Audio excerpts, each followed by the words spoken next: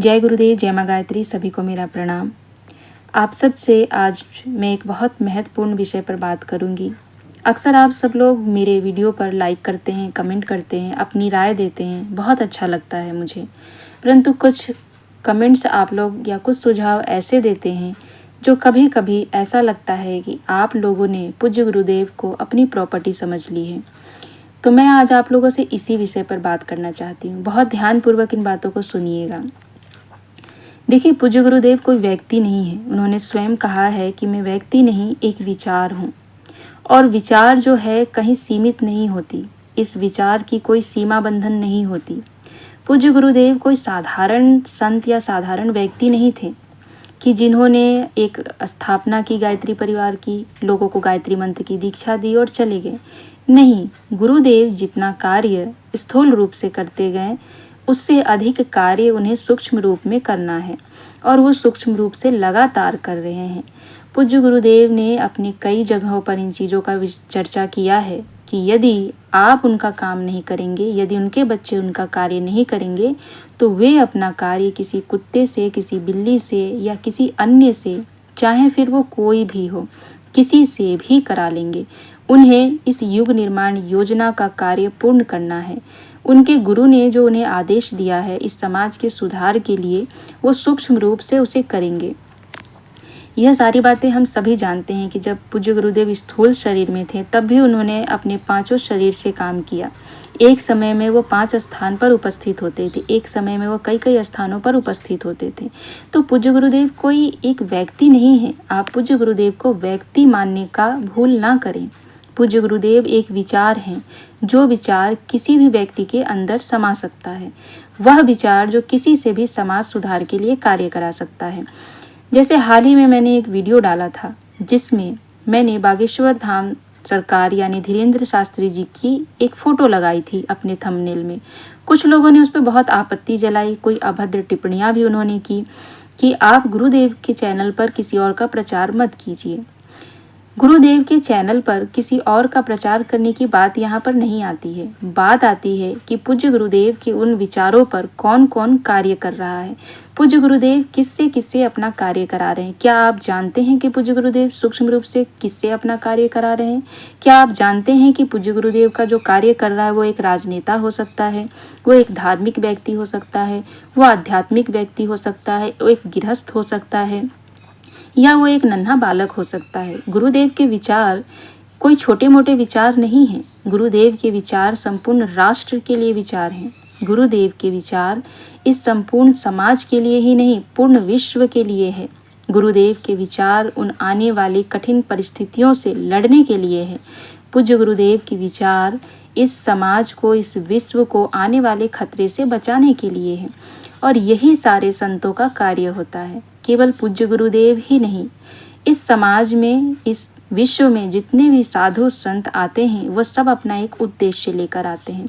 उन सभी को वह शक्ति जो एक ईश्वर नामक शक्ति है, जिसे हम ईश्वर कहते हैं, परमात्मा कहते हैं, अल्लाह कहते हैं, या जिस नाम से आप उन्हें पुकारते हैं, उस शक्ति के द्वारा उन्हें भेजा जाता है और वह शक्ति उन्हें वह कार्य सौंप कर भेजती है।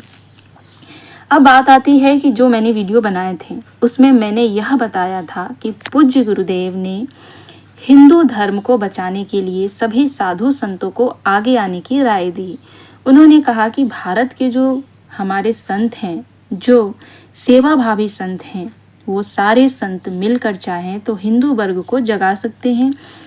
किससे जगाना है? अन्याय के विरुद्ध लड़ने से जगाना है। अन्याय, चाहे वो अन्याय करने वाला कोई भी हो। यहाँ किसी धर्म जाति विशेष की बात नहीं हो रही है। यहाँ बात हो रही है एक अन्यायकारी से बचाने की या उससे बचने की। आप कैसे तैयारी करें और आप कैसे लोगों को जागृत करें।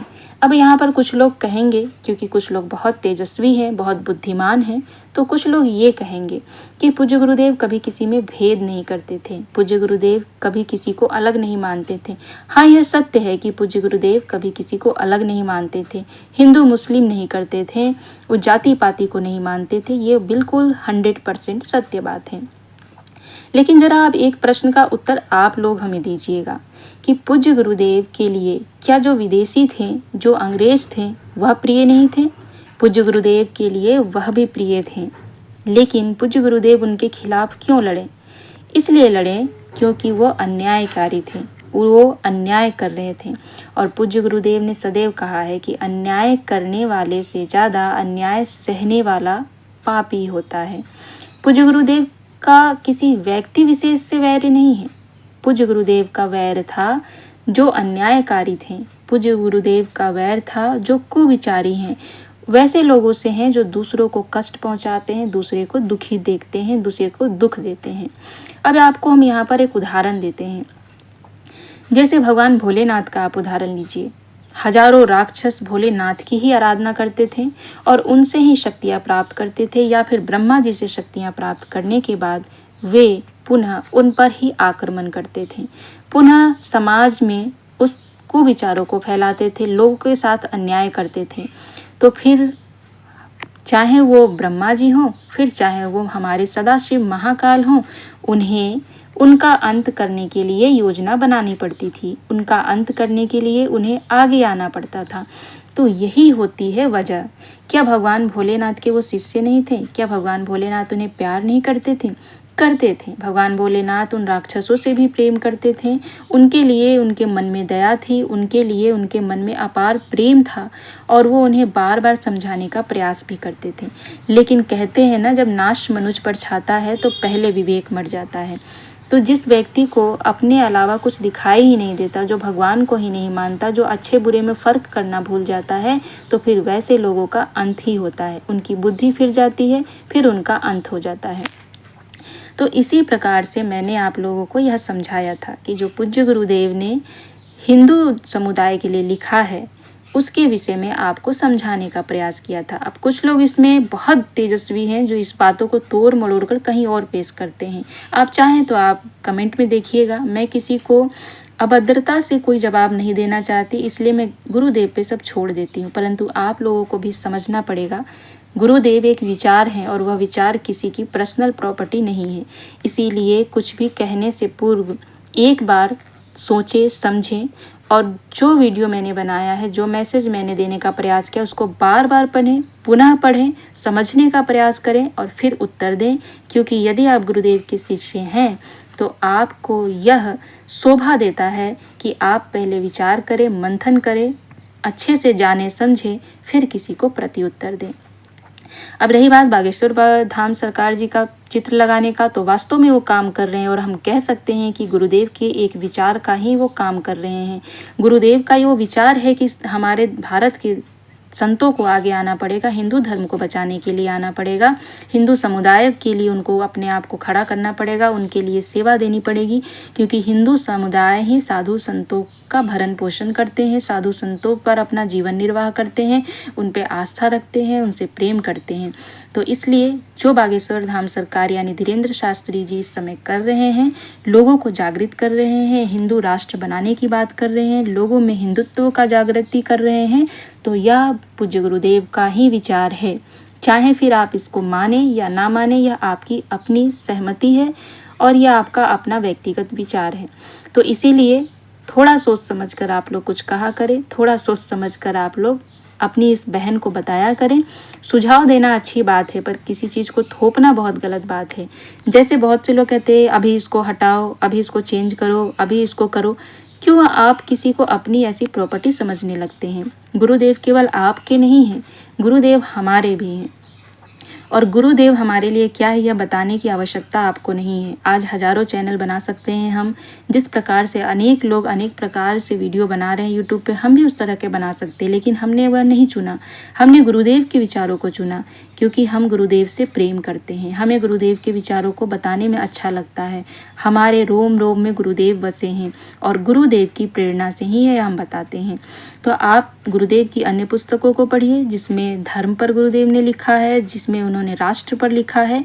इन सारी पुस्तकों को पढ़ें, अध्ययन करें, फिर आपको समझ में आएगा कि केवल बागेश्वर धाम सरकार ही नहीं, ऐसे अनेक राजनेता, नेता और ऐसे बहुत से संत हैं जो सारे मिलकर इस राष्ट्र के लिए, इस समाज के लिए पूज्य गुरुदेव के विचारों के हिसाब से ही कार्य कर रहे हैं। अब यह विचार पूज्य गुरुदेव उन्हें सूक्ष्म रूप से दे रहे हैं, कैसे दे रहे हैं, ये पूज्य गुरुदेव और उनके बीच की बात है, यह तो हम भी आपको नहीं बता सकते। पर हाँ, पूज्य गुरुदेव के इन विचारों पर जो चल रहा है वो सब मेरे लिए पूज्य गुरुदेव के विचारों का शिष्य ही माना जाएगा, फिर चाहे वह कोई भी हो।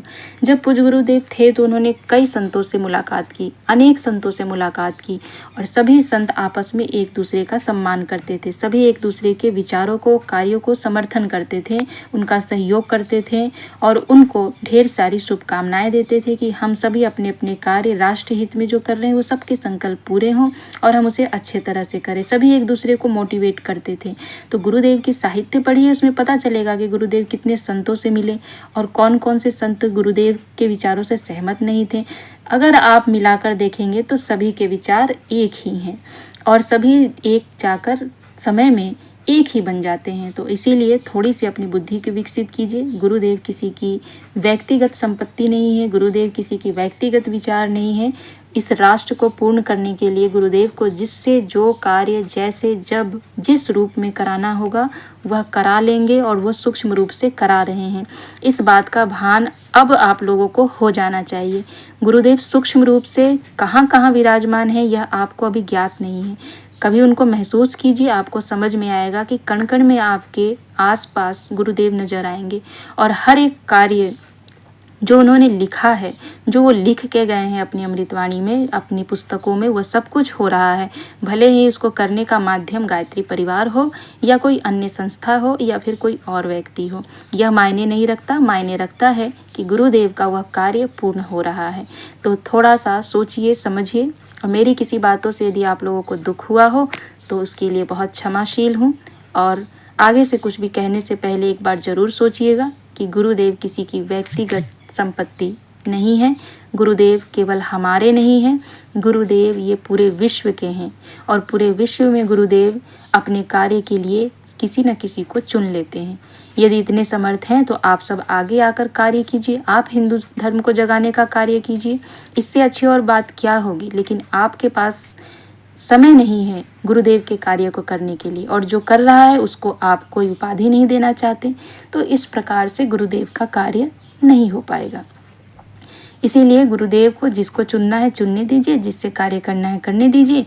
हम तो सभी के समर्थक हैं, हमारे कोई दुश्मन नहीं है, हमें सभी प्रिय हैं। हमें प्रेमानंद महाराज जी भी प्रिय हैं, हमें बागेश्वर धाम जी भी प्रिय हैं, हमें अनुरुद्धाचार्य जी भी प्रिय हैं।